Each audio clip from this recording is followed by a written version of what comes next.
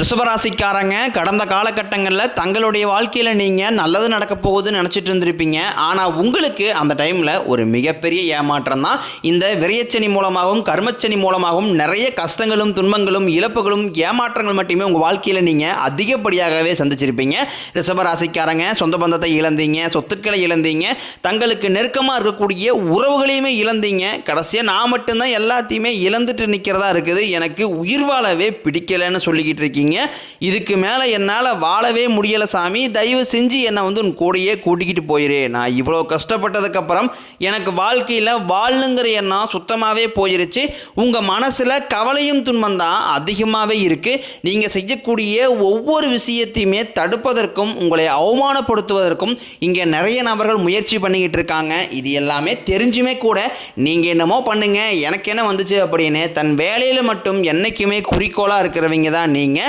ஏன் எனக்கு மட்டும் ஏன் இவ்வளோ கஷ்டம் வருது, என்னுடைய வாழ்க்கையில் நான் யாருக்குமே கெடுதலையோ கஷ்டத்தையோ துன்பத்தையோ கொடுத்ததில்லை, எனக்கு மட்டும் ஏன் இந்த மாதிரி எல்லாமே நடக்குது அப்படின்னு தான் பெரும்பாலான நபர்கள் சொல்லிக்கிட்டு இருக்கீங்க. உங்களுக்கு பிரச்சனைங்கிறது வரும், அது கொஞ்ச நாள் இருக்கும், அதுக்கப்புறம் அந்த பிரச்சனை போயிடும். இந்த மாதிரி பிரச்சனை வரும் போகும் அப்படிங்கிற நிலைமையில தான் நிறைய நபர்கள் வாழ்ந்துக்கிட்டு இருக்கீங்க. நீங்கள் என்னதான் பிரச்சனையை தவிர்த்தாலும் ஏதாவது ஒரு சூழ்நிலையில் உங்களை நோக்கி பிரச்சனையும் கஷ்டமும் வந்துக்கிட்டு தான் இருக்குது. ஆனால் இனி வரக்கூடிய நாட்களில் உங்களுக்கு இன்பத்தையும் மகிழ்ச்சியும் மட்டுமே தரக்கூடிய ஒரு காலகட்டமாகவே அமைஞ்சிருக்குது. இது நாள் வரைக்கும் நடந்த கெட்ட விஷயத்தை எல்லாமே விட்டுருங்க. இனி வரக்கூடிய நாட்களில் உங்களுக்கு எப்படிப்பட்ட நன்மைகள் நடக்க போகுது அப்படிங்கிறத பற்றி தான் இந்த பதிவில் நாம் தெளிவாக பார்க்க போகிறோம். நல்லது கெட்டதை முழுசாக தெரிஞ்சவங்க, சுக்கிர பகவான ராசி அதிபதியாக கொண்டவங்க, கிருத்திகை ரோகிணி மிருகசீரிசம் நட்சத்திரக்காரங்க, ரொம்ப ரொம்ப புத்திசாலிக்காரங்க. ரிஷபராசிக்காரங்க போர்க்குணம் கொண்டவங்க. உங்ககிட்ட சண்டை போட்டு ஜெயிக்கிறது ரொம்ப ரொம்ப கஷ்டம். எல்லா இடங்களையும் நேர்மையும் உண்மையும் மட்டுமே நம்பக்கூடியவங்க. உங்களுக்கு சொந்தமோ பந்தமோ அது தப்புனா அது தப்பு தான், வெட்டு ஒன்று துண்டு ரெண்டுன்னு பேசக்கூடியவங்க. உங்களை ஒருத்தர் பஞ்சாயத்துக்கு கூட்டு போகிறாங்க அப்படின்னா நீங்கள் கூட்டு போகிற பக்கம்லாம் சப்போர்ட் பண்ண மாட்டீங்க. விசாரிச்சுட்டு எந்த தரப்பில் நியாயம் இருக்குதோ அங்கே தான் நீங்கள் சப்போர்ட் பண்ணுவீங்க. உண்மை நியாயத்திற்கு மட்டுமே என்னைக்குமே கை கொடுப்பீங்க.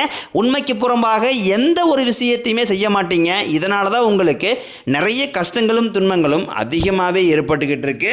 தங்களுடைய கஷ்டத்தையும் கண்ணீரையும் கடுகளவு கூட மற்றவங்களுக்கு தெரியாமல் பார்த்துக்குவாங்க. இதனால் பார்க்குறவங்க எல்லாருமே ரிஷபராசியா இவங்களுக்கு என்னப்பா சூப்பராக இருக்கிறாங்க, இவங்களுக்கு என்ன குறைச்சல் அப்படின்னு தான் நினச்சிட்டு இருக்கிறாங்க. ஆனால் சாப்பாட்டு கூட கஷ்டப்படுறது உங்களுக்கு மட்டும்தான் தெரியும். கஷ்ட காலத்தில் திரும்பி பார்க்க கூட ஆள் கிடையாது. ஏதோ தட்டு மாதிரி எந்திரிச்சு நிற்கிறப்போ உங்களை குறை சொல்கிறதுக்குனே நிறைய பேர் தேடி வருவாங்க. உங்கள் சொந்தக்காரங்க நண்பர்களுக்கு ஒரு தேவை இருக்குதுன்னா மட்டும்தான் உங்ககிட்ட வருவாங்க. அந்த தேவை முடிஞ்ச உடனே உங்களை தூக்கி போட்டு மறுபடியும் அவங்க உங்ககிட்ட உதவின்னு கேட்பாங்க. அவங்க உங்களுக்கு முன்னாடி பண்ண துரோகத்தை எல்லாமே மறந்துட்டு மீண்டும் அவங்களுக்காக உதவி செஞ்சு ஏமாறக்கூடியவங்க தான் நீங்க. வாழ்க்கையில் எப்படியாவது முன்னேறிடணும் அப்படிங்கிறக்காக தினம் தினம் கஷ்டப்பட்டு உழைக்கிறவங்க தான் ரிஷபராசிக்காரங்க. கடந்த 2025 தங்களுடைய வாழ்க்கையில் ஏதாவது ஒரு நல்லது நடக்க போகுதுன்னு நினச்சிட்டு இருந்த உங்களுக்கு அந்த 2025 ஒரு மிகப்பெரிய ஏமாற்றத்தை மட்டுமே உங்கள் வாழ்க்கையில் கொடுத்துட்டு இருந்திருக்கும். சரி, 2025 முடிஞ்சு போச்சு, 2026 வந்திருக்குது, இதுலையாவது நம்ம வாழ்க்கையில் ஒரு முன்னேற்றம் வராதா அப்படின்னு வந்த உங்களுக்கு முதல் 3 மாதம் ஜனவரி பிப்ரவரி மார்ச் முடிய போகுது. கிட்டத்தட்ட இந்த முதல் 3 மாதம் உங்களுக்கு ஒரு மிகப்பெரிய ஏமாற்றம் தான். சரி, ஏப்ரல் மாதத்திலே ஏதாவது மாற்றம் வருமா அப்படின்னு கேட்குற உங்களுக்கு நிச்சயம் உங்களுக்கு இந்த ஏப்ரல் மாதத்திலிருந்து ஒரு மிகப்பெரிய ஒரு மாற்றம் அப்படிங்கிறது காத்துக்கிட்டு இருக்குது. ஏன்னா சனி பகவான் பார்த்தீங்கன்னா ஏப்ரல் முதல் வாரத்தில் வக்ர நிவர்த்தி அடைகிறாரு குருவுடைய ராசியில், அதாவது மீன ராசியில் வக்ர நிவர்த்தி அடையும் போது என்ன ஆகுன்னு பார்த்தீங்கன்னா இத்தனை நாட்களாக நெகட்டிவாக மைனஸாக மட்டுமே செயல்பட்டு கொண்டிருந்த சனி பகவான் தற்பொழுது உங்களுக்கு ப்ளஸ்ஸாக மாறி செயல்பட ஆரம்பிக்கிறாரு.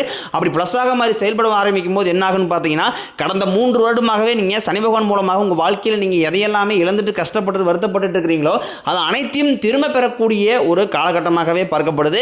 சனி பகவானை பொறுத்த வரைக்கும் பார்த்தீங்கன்னா நீங்கள் செய்த கர்மாவிற்கேற்ற தண்டனையை தான் முதலில் கொடுப்பாரு. அதன் பிறகு பார்த்தீங்கன்னா உங்கள் வாழ்க்கையில் நல்ல ஒரு தொடக்கத்தை நிச்சயம் சனி பகவானே உங்களுக்கு செய்து தரப்போகிறார். சனி கொடுக்க நினைத்தார் எவர் தடுப்பார் அப்படிங்கிற ஒரு பழமொழியே இருக்குது. அந்த அளவுக்கு இந்த 2026 உங்களுக்கு சனி பகவான் மூலமாக நல்ல ஒரு மாற்றம் மாற்றம் முன்னேற்றம் அப்படிங்கிறது நிச்சயமாகவே உங்களுக்கு ஏற்பட போகுது. அதை தொடர்ந்து பார்த்தீங்கன்னா குருவுடைய வக்ர நிவர்த்தி. இத்தனை நாட்களாக குரு பகவான் பார்த்தீங்கன்னா உங்கள் ராசியில் 2ஆம் இடத்துல இருந்ததுனால தான் பொருளாதாரத்தில் ஒரு மிகப்பெரிய ஏமாற்றமும் பின்னடைவும் ஏற்பட்டு இருந்திருக்கும்.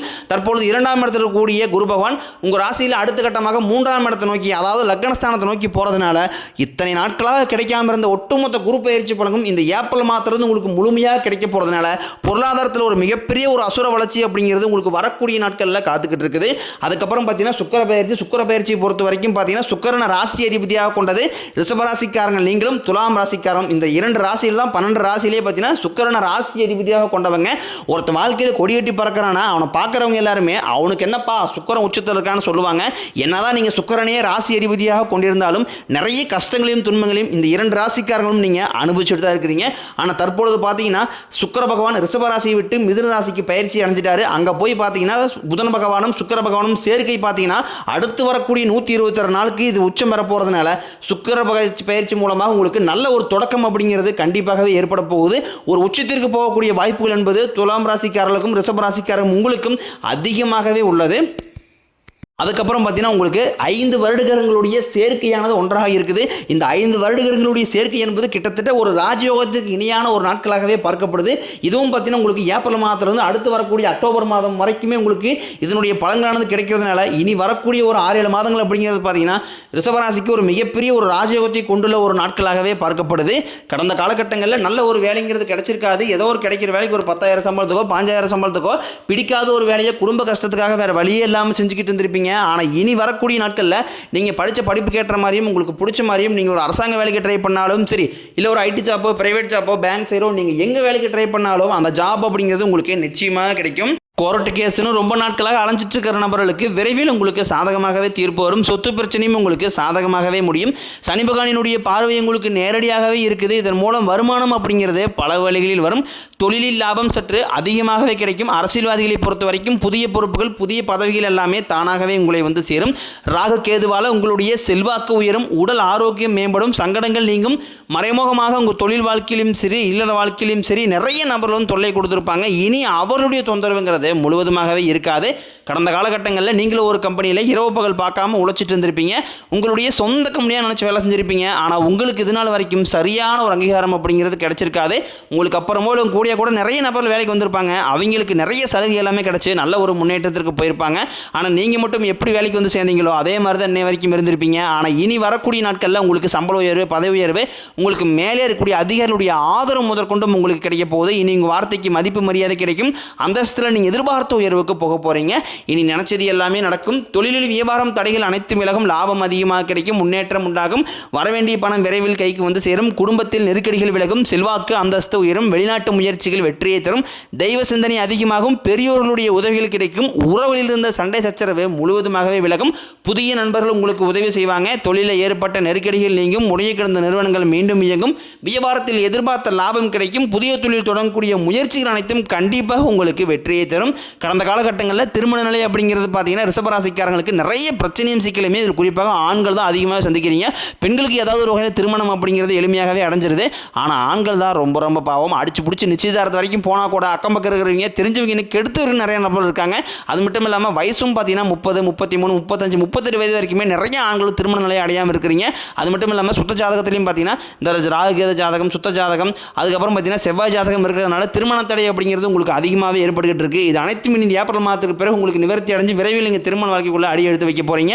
வாழ்க்கை துணையை இழந்த ரிஷபராசி ஆண்களோ பெண்களோ அடுத்து வந்து செகண்ட் மேரேஜ், அதாவது 2வது திருமணம் பண்ணலாமா வேண்டாமா அப்படிங்கிற ஒரு மிகப்பெரிய குழப்பத்தில் இருப்பீங்க. அப்படி 2வது திருமணம் பண்ணும்போது சொந்தக்காரின் தப்பா பேசிடுவாங்களா, ஊருக்காரின் தப்பா நினைச்சிருவாங்களா, அவங்க நினைப்பாங்க இவங்க நினைப்பாங்க அப்படின்ட்டு நிறைய நபர்கள் வந்து 2வது திருமணத்தை பற்றி யோசிக்காம இருக்கீங்க. இப்போ இருக்கக்கூடிய பொருளாதார சூழலையும் இப்போ இருக்கக்கூடிய காலகட்டத்தை வச்சு பார்க்கும்போது ஒரு சிங்கிள் பேரண்டால் அந்த சொசைட்டியை சர்வே பண்ணுறது ரொம்ப ரொம்ப கடினம். நீங்கள் எதிர்பார்த்த மாதிரியே நல்ல ஒரு மறுவாழ்க்கை அப்படிங்கிறது நிச்சயம் உங்களுக்கு அமையும். காதலிப்பவர்களுக்கு இந்த 2026 அந்த காதல் நிச்சயமாக கைகூடும். வீட்டில் போய் சொல்லும்போது பேரண்ட்ஸே உங்களுக்கு முன்னாடி நின்று திருமணம் செய்து வைக்கக்கூடிய வாய்ப்புகள் என்பது அதிகமாகவே உள்ளது. தற்போது நடக்கக்கூடிய இந்த 10ஆம் வகுப்பு 11ஆம் வகுப்பு 12ஆம் வகுப்பு பொதுத்துறை நினைச்சு நிறைய மாணவர்கள் வந்து பயந்துகிட்டு இருப்பீங்க. நீங்கள் நினச்ச மாதிரி 400, 450, 500 மார்க் மேலே அப்படிங்கிறது நிச்சயமாக எடுக்க போகிறீங்க. நீங்கள் நினச்ச மாதிரி ஆசைப்பட்ட மாதிரி நல்ல ஒரு காலேஜும் உங்களுக்கு விரைவில் கிடைக்க போகுது. ரிஷபராசியை பொறுத்த வரைக்கும் நீங்கள் ஆண்களோ பெண்களோ அரசு வேலையோ தனியார் வேலையோ கூலி வேலையோ நீங்கள் எதிர்பாராத வருமானம் அப்படிங்கிறது உங்களுக்கு இரட்டி மடங்காக கிடைக்க போகுது. சேமிப்பு அப்படிங்கிறது பல மடங்காக உயரப்போகுது. இதன் மூலமாக கடந்த காலகட்டங்களில் ஏற்பட்ட கடன் பிரச்சனை அனைத்தும் வரக்கூடிய நாட்களில் ஒரு பைசா கடன் இல்லாமல் அனைத்து விதமான கடன்களையுமே வரக்கூடிய முழுவது நாளில் நீங்கள் கட்டி முடிக்க போகிறீங்க. இதன் மூலமாக கடந்த காலகட்டங்களில் ஏற்பட்ட கடன் பிரச்சனை அனைத்தும் முழுவதுமாகவே உங்களுக்கு நிவர்த்தி அடைஞ்சு நல்ல ஒரு முன்னேற்றத்திற்கு விரைவில் நீங்கள் அடியெடுத்து வைக்க போகிறீங்க. முடிஞ்ச அளவுக்கு தவறான உறவு என்று தெரிந்தால் உடனடியாக அந்த உறவுகளை விட்டு விலகி இருப்பது ரொம்ப ரொம்ப நல்லது. அது குடும்ப உறவாக இருக்கட்டும், இல்லை சொந்தக்காரனாக இருக்கட்டும், இல்லை தெரிஞ்ச நண்பர்கள் மத்தியில் இருக்கட்டும், உடனடியாக விலகி இருப்பது ரொம்ப ரொம்ப உங்களுக்கு நல்லது.